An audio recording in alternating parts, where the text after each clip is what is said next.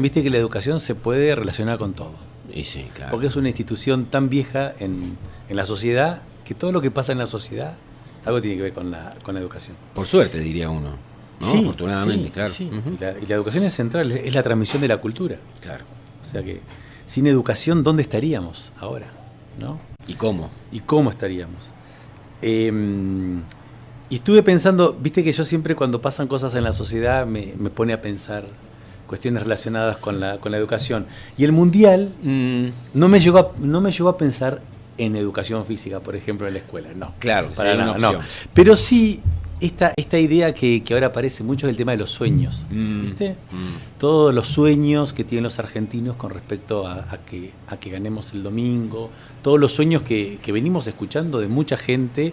Cuando escuchás a los jugadores también, que le hacen reportajes después de los partidos, hablan de los sueños, sí, que ellos juegan por los sueños de los argentinos. Y yo digo, entonces me quedé pensando y digo, ¿qué pasa con los sueños cuando se termine el Mundial? Porque se termina el Mundial, ¿viste? Claro. El Mundial de Uruguay se termina. Claro. Se gana, se pierde, se termina. Sí. Entonces pensaba, ¿quién es la institución en la sociedad que debería tener a cargo los sueños? Estos sueños que todos tienen de cumplir cosas en la vida. Y volví a esto, que la educación es la encargada, ¿no?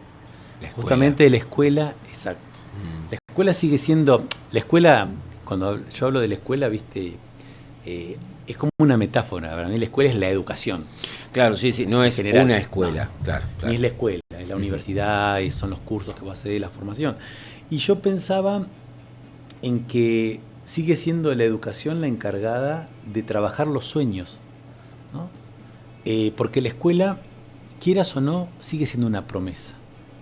Sigue siendo una promesa de que algo distinto en tu vida puede suceder si pasás por esa institución, ¿no?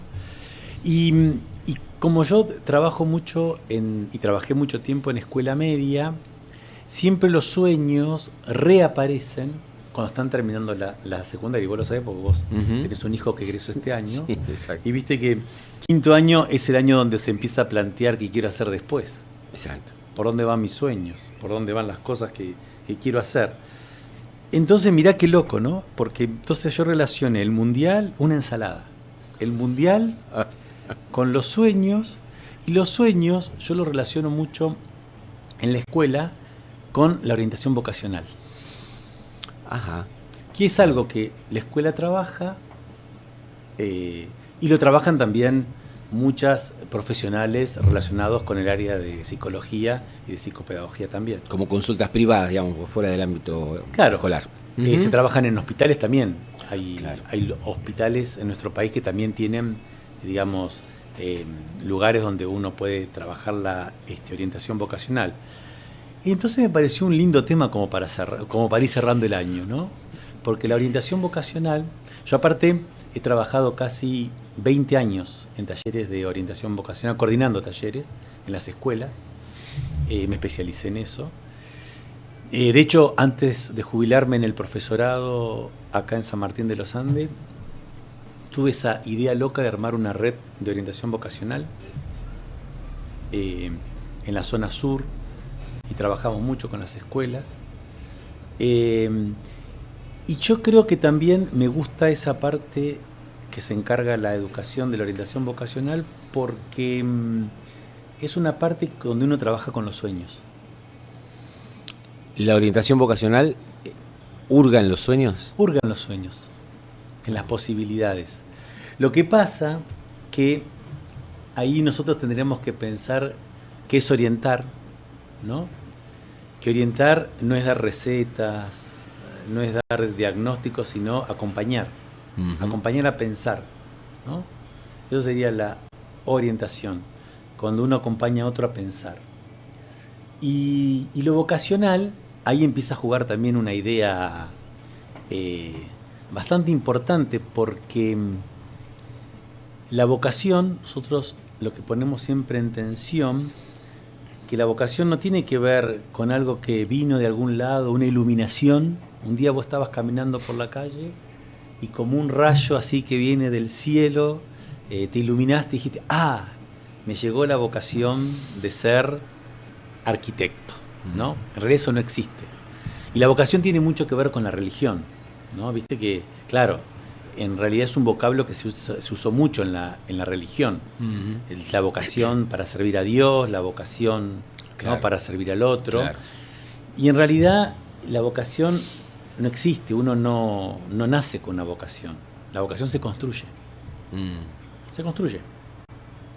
Por eso que cada uno, según donde vos hayas vivido, donde hayas crecido, con la cultura que te hayas vinculado, vas a ir construyendo lo que querés hacer, vas a construir tus sueños.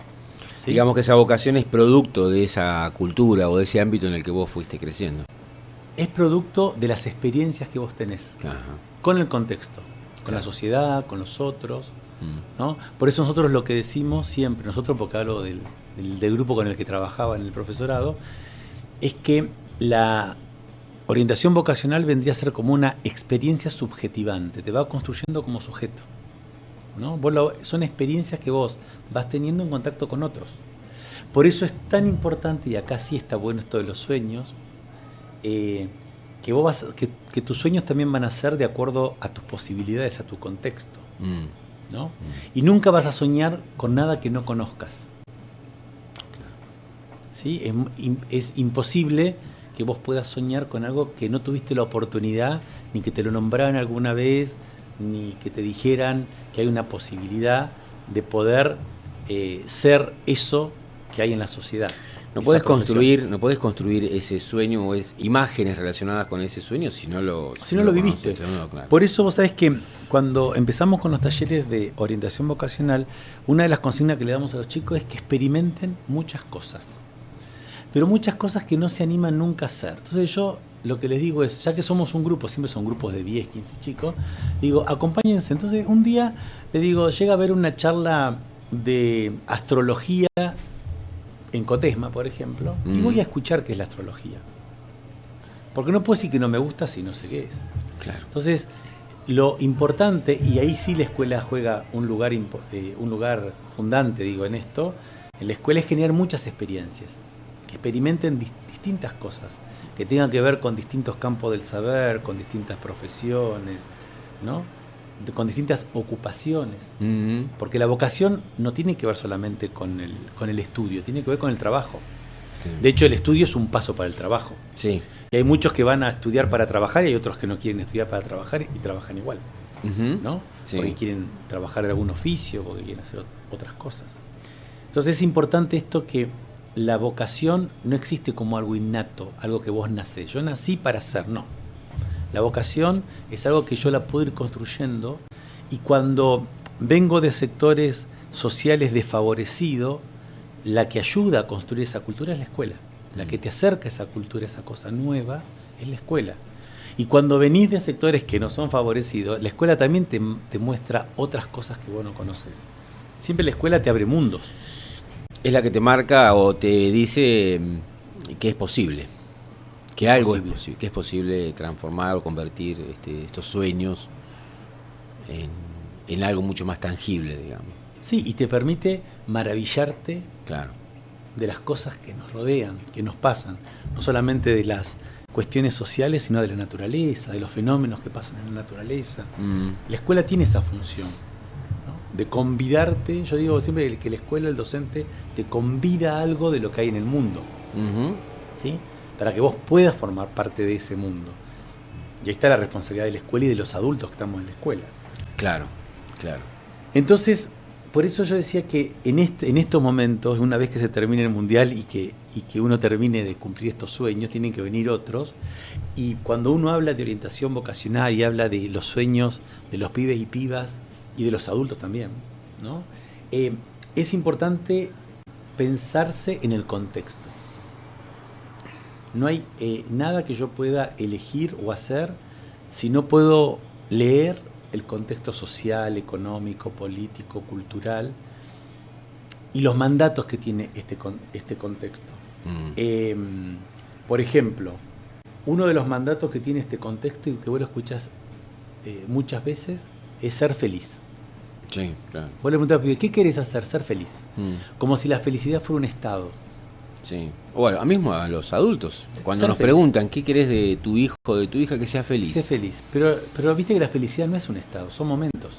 Exacto, O totalmente. estás feliz, estás triste, estás Sí. alegre, Sí. estás enojado, pero no hay un estado así que vos sos feliz. No existe. Ni siquiera un fin, como decir, yo voy a hacer tal cosa para ser feliz en algún momento. También es una falacia, digamos. Es una construcción. Otra de los mandatos que tiene la sociedad, y esto digo porque se pone a jugar después en estos pibes y pibas que quieren elegir algo, es ser exitoso. Vos en la sociedad tenés que ser exitoso. El éxito es importante. Entonces hay que ponerse a pensar en qué consiste el éxito en una sociedad de consumo como es esta, ¿no? Ujú. Y a veces el éxito pasa solamente por ir a la televisión, Sí. ¿sí? O por tener determinada cantidad de miles de seguidores en un streaming, Claro, en las redes. fíjate que ahora el éxito, exactamente, pasa o estás en los medios de comunicación, Mm. ¿sí? En la televisión principalmente, o en las redes sociales. Sí, sí, claro, claro. Te sigue mucha gente, tenés muchos amigos, te sigue mucho, ¿no? Pero el tema es tener éxito. Lo que pasa es que no hablamos qué es tener éxito. Y tener plata. Mm. En una sociedad capitalista, en los fines de cualquiera es tener plata, Ujú. ¿no? Ujú. Y los medios acá, ahí así le vamos a hacer una crítica a los medios, ayudan mucho a esto. Sí, claro. Si vos vieras las propagandas, si vos ves las propagandas que nos rodean todo el tiempo, el éxito, el tener plata, el ser feliz están presentes todo el tiempo, ¿no? Ujú. Como que es el fin en sí mismo. Entonces lo que no hay es esta cosa del esfuerzo, del trabajo, ¿no? Como lugares comunes donde uno puede pensar que son los lugares que también entran a batallar en lo que nosotros hablamos de la elección o de poder empezar a construir. Más que tu sueño es tu proyecto de vida, Ujú. ¿sí? Claro. Porque se concreta más. Mm. Entonces, nosotros en este momento, es un momento como particular. Yo lo pensaba cuando miraba el Mundial y cuando empieza a aparecer todos los eventos sociales que la pandemia no nos había dejado que se hicieran, ¿no? Y decía, claro, porque... El Trabún, por ejemplo. El Trabún, que fue hace Ujú. poco. Y yo decía, qué loco, ¿no? Porque los pibes y las pibas que están ahora tratando de elegir qué hacer, o los adultos que están tratando de elegir qué hacer, han pasado por una pandemia, y la pandemia fue un desorganizador social, ¿no? Entonces, en momentos de pandemia se nos desorganizó todo. Y al desorganizarnos todo, lo primero que desorganizó fue justamente los vínculos sociales. Mm. Y lo que estamos trabajando en la escuela justamente ahora es volver a reconstruir esos entramados sociales. Lo que llamamos nosotros en educación es reconstruir el lazo social. Porque si algo nos quitó la pandemia fue el estar con otros, ¿no? Y eso lo necesitamos justamente para poder realizar nuestros sueños o para poder elegir lo que queremos hacer. Claro. Está bueno eso que decís. Tal vez no tengo estadísticas, pero tal vez una de las razones que expliquen por qué esta generación, digo que van terminando la secundaria, post pandemia, le cueste tanto encontrarle la vuelta a la historia. Uno no podría decir, y además no me gustaría decirlo, porque además no lo creo, que la pandemia se llevó los sueños. Lo que es probable que la pandemia se haya hecho trastabillar esa construcción que vos estás diciendo, ese entramado social, que son un elemento central para la construcción de los sueños, digamos. Claro. Lo que digo yo que la pandemia, no sé si lo llevó, pero interrumpió procesos. Claro, claro. Interrumpió procesos. Ah, lo sacudió ahí. Sí, sacudió procesos. Sí. Procesos que eran sumamente importantes, Ujú. lo es para los adolescentes, ¿no? Y que tienen que ver con, y que les permite empezar a pensar en un futuro, a generar procesos de elección, aprender a elegir. Y eso se hace con otros. Y como lo que no estuvimos en la pandemia fue con otros, y también tiene mucho que ver en esto el tema de los cuerpos. Porque si algo nos sacó la pandemia, sí fue la corporalidad. Claro. Éramos pantalla todos, éramos voces, éramos imágenes, pero no había cuerpo. Y el cuerpo, principalmente para los adolescentes es muy importante en la adolescencia, porque si hay un tema que hace el adolescente en la adolescencia es conquistar el nuevo cuerpo, un cuerpo que se transformó. Y para conquistar ese nuevo cuerpo se hace en un intercambio social. Y ahí, si querés, después podemos abrir en otro momento todo lo que les pasó a los cuerpos. Al no poder tomar ese cuerpo, conquistar ese nuevo cuerpo que se transformó en la adolescencia, lo que hago es lastimarlo. Y de ahí todas las autoagresiones, los suicidios, las autolesiones, los trastornos alimentarios que vivimos fuertemente el año pasado con los adolescentes. Entonces, esto irrumpe e interrumpe los procesos para elegir. Clarísimo. Pensando en los pibes, ¿no? Otra de las cosas que tienen que pasar estos adolescentes para poder elegir es desidealizar a los padres de la infancia. Y en esta pandemia vivieron con los padres todo el tiempo. Para desidealizar a los padres de la infancia, yo me tengo que separar un poco de ellos, ¿no? Esto es muy fácil entenderlo. Fíjate que para los nenes de 4 o 5 años el papá y la mamá es Superman. Sí. ¿Saben? ¿Viste cuando se pelean los nenes? Sí. Vos viste que en las peleas los nenes de 4 o 5 años dicen: mi papá te va a pegar a vos porque es más fuerte que el tuyo, mi mamá sabe hacer esto. Bueno, esto es idealizar a los papás. Vos cuando llegas a la adolescencia te das cuenta que tus papás son imperfectos, que tienen un montón de errores, y eso y te agarra como una desprotección saber que tu papá no era ese tipo perfecto que vos entendías cuando eras chico y que se lo sabía todo, sino que es una persona como somos nosotros.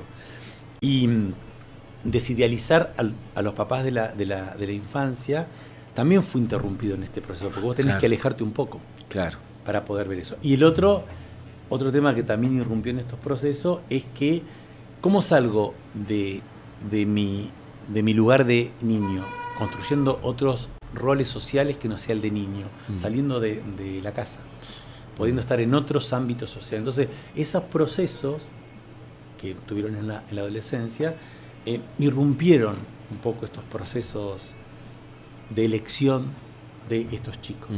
Más allá de esto que vimos del contexto social tan duro que es, ¿no? Con tantos mandatos. Tenés que ser feliz ya. Llame ya, ¿viste el tema del sí, claro, ya es el instante.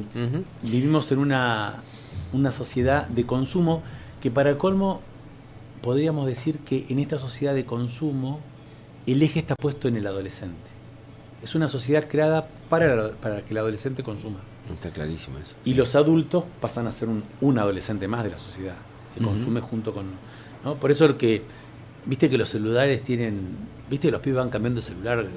Cada 2 años tienen que cambiar porque ya quedó atrás, porque no saca la foto, porque no podés tantas aplicaciones. ¿Viste? Que esta cosa que hace que el nicho, esta sociedad está preparada para que los adolescentes consuman y consumamos todos junto con ellos. Claro. Entonces es una cosa... Y esto también es un mandato y exige y autoexige mucho a los pibes en esta cuestión del consumo. Claro que hay una autoexigencia y una exigencia. Sí, está clarísimo. Yo creo que con los pibes ahora hay una sobreexigencia. Claro, sí, totalmente. Bastante importante como para revisarla también. Entonces, si ahora los pibes no saben qué elegir para estudiar el próximo año, por ejemplo, no hay que hacerse tanto drama. Hay que pensar que son pibes que hay algunos procesos que ellos tenían, que lo fueron constituyendo como persona, que hace como dilatar. De hecho, vos fíjate que muchos chicas que conozco acá en San Martín, que terminaron el año pasado, muy pocos se fueron a estudiar. Sí. Le faltaba como algo todavía. Los que se fueron volvieron. Sí. ¿No? Todavía faltaba desandar en algunas cosas, ¿no? Y no fue un fracaso, sino que fueron inmadurez en algunos procesos que tenían que darse y no se pudieron dar. Porque el proceso se interrumpió, precisamente. Eso que vos estabas contando recién. Entonces me parece que ahí la sociedad toda, volviendo al tema de los sueños, ahora que se termina el Mundial y que se termina, ¿no? Que espero que termine re bien el domingo, igual el lunes cuando volvamos de vuelta a nuestras contentos a contar, y el martes sigamos hablando, pero ya el miércoles no tanto. Claro. Y ya el jueves menos, claro. Y el viernes ya vamos a estar cerca de la Navidad y ya no se va a hablar, ¿no? Se van a empezar a bajar las banderas, se van a empezar a bajar las camisetas 10, todo. Ajá. Vamos a empezar a guardarlo. La sociedad tiene que preguntarse quién se va a encargar de los sueños de los pibes y de las pibas. Y Leo le va a decir que la escuela. La escuela. La escuela. Gracias, Leo, un placer como siempre. No, Qué gracias buena a ustedes. charla. Y cómo se van abriendo además más ventanitas y más ventanitas a medida que vamos charlando. Bueno, nos queda un encuentro más Dale. antes de fin de año. Exactamente, Así el que último encuentro. En 2 semanas nos encontramos. Ante el 2023. Exactamente. Leo Oxman pasando por 4 senderos. Un placer tener a Leo.